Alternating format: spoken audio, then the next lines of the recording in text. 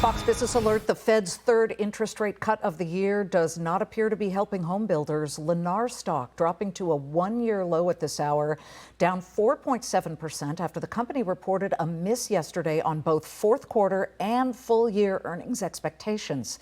Lennar's CEO says the housing market, quote, proved to be far more challenging during the quarter than it first appeared, and specifically cited rising mortgage rates, which even as the Fed has cut rates the past 3 out of 4 months, is still climbing. Look on your screen. According to Bankrate, the national average for the 30-year fixed mortgage rate today is 6.84%. That's 11 basis points higher than it was last week before the cut.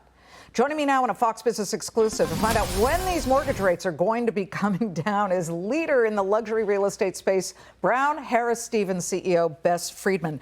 What's going on here? The Fed has cut rates 3 times over the past 4 months, and yet mortgage rates are still lodged. It's almost like you can't dig them out of anything below 6%, and they're going in the wrong direction as far as at least buyers would like to see. Yeah, I think, Liz, it takes time for the rates to actually come down. But one thing is clear, is that Powell is being very cautious and managing expectations. And, you know, we're not going back to 2 and 3%. And so I think consumers need to understand that 6.5 is probably where rates are going to be. Will they dip below 6? It's hard to say. It takes time also for this to have its effect. In 2003, when I bought my first house, I got like 6.3%, and I thought I did great. But you did historically because mortgage rates used to be in the double digits. You talk to old timers and people who had like 18% rates, they still think this is low. It's just that we're used to the 2 and the 3, but we have to understand that 6% is the new normal. And I would encourage buyers and sellers to get back into the market because housing is for the long term. You can't live in your stock portfolio. Although it's great to see that the stock market has returned today and it's doing better, this is, you know, it gives you salvation. You can raise your family there. It's safety net. It's a way to build intergenerational wealth. And so I hope that we still have buyers and sellers get back into the market next year. Well, we did get some good news today. We got existing home sales. They basically increased more than expected during the month of November, up 4.8% month over month, up 6.1% year over year. But are you seeing more buyers come off the sidelines? So little by little, we're starting to see people get into the market. And so it's taking time. And you know, buyers, like, it depends on the place where it is. They're buyers, the demand is there. Our challenge is that we don't have enough supply. Places like Connecticut, the Hamptons, Palm Beach, we need more supply. Well, we just got housing starts yesterday and they fell. We are not seeing shovel going into the ground to start building these homes.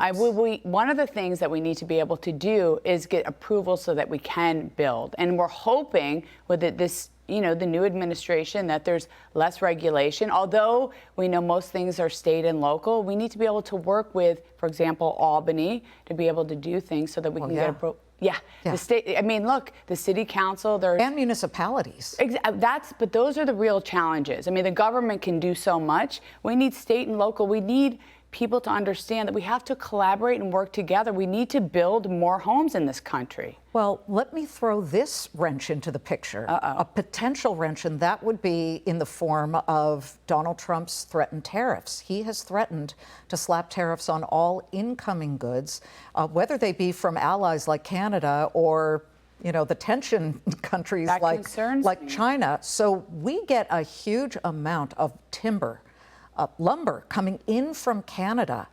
They're the ones who supply us with the lumber to build houses. If there's some type of trade war, what's that going to mean for lumber prices? Not going to be good. I mean, that concerns me. The things that I'm concerned about is that if we have that, then people aren't going to build, prices are going to go up.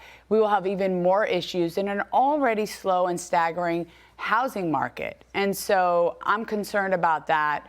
I think that in the event that... Wait, so let me interrupt you, because look at this lumber chart. This is just 2 months. So lumber prices had been coming down, and now you see just over the past couple of days here, they've gone pumping up, possibly because people are concerned that there will be a run on lumber ahead of potential tariffs. Everybody, listen, I'm concerned about the tariffs. That's one thing that could pose a real challenge. And so we have to sort of wait and see. The good news is that if there is a lack of, if he starts to get rid of some of the regulation and lifting the SALT cap of $10,000, which expires next year anyway, that could be helpful. I think there's some things that would be positive and could help overall. But yes, I don't think we're out of the woods. I don't think it's, champagne and caviar yet for housing. But I do think we've been in a very challenging market, and hopefully next year things will pick up. The economy is strong, jobs, we're in a good place. So I'm trying to be positive from an already difficult market. Yeah, we need more supply. I mean, there's NIMBY, not in my backyard, and then there's banana, build absolutely nothing anywhere near anything, and you can't be like that. I know people don't want encroachment, but of course, you want your children and your grandchildren to be able to buy homes. But also, and that's our biggest challenge. That's the biggest red flag. There was a great article in the Journal yesterday about this. In Ireland, something like 60% of adults from the ages of 20 to 34 are living with their parents. We have that issue in the United States as well. Gen Z, millennials, they can't afford to rent, they can't afford to buy. We have to think about that. They need to be able to do those things. So we need to do better, America. We need to build more housing. Yeah, I agree. Bess, it's good to see you. Great to see you, Liz. Happy holidays to you.